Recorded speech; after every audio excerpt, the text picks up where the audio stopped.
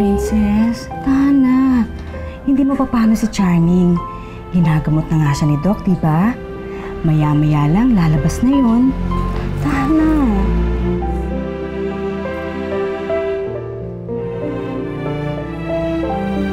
Princess, ikaw ba nagkasakit na ng maluba? Hindi pa po. Lagnat lang po. Ay, normal lang yun. You mean, healthy ka? Nasaan nga pala ang mami at daddy mo? Sabi nila, wala na daw ang mami at daddy ko. Nag-crash yung sinasakyan nilang plane. Hindi pa rin sila nakikita. Pero naniniwala ako, buhay pa rin sila. I miss them so much.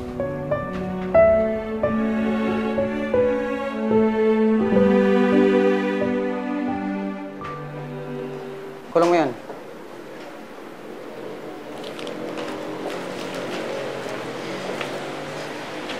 Magandang gabi ho.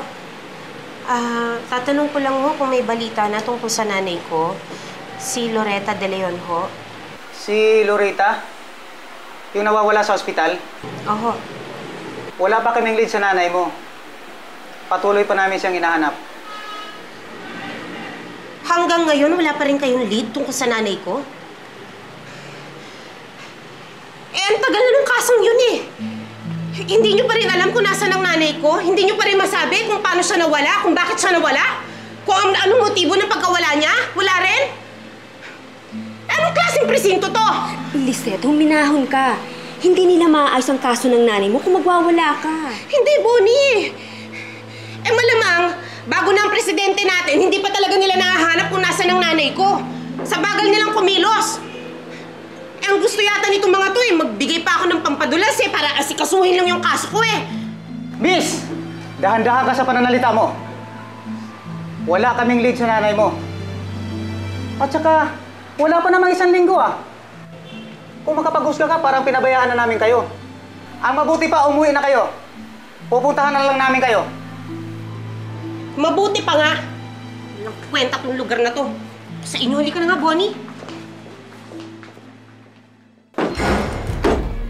Pikon na ako sa'yo, matanda ka. Bakit? Wala akong pakialam. Payamanin mo man ako, hindi. Patayin na kaya kita, ha? Wag! Wag! Isama mo pa ang sikreto mo at ang sikreto ni Doña Amparo sa hukay. Papatayin na kita! Wag! Manduan! Ako ba? May naisip na akong paraan para magsalita yung babaeng yan. Makikisama din yan. Hoy! Makisama ka, ha? Papatayin kita!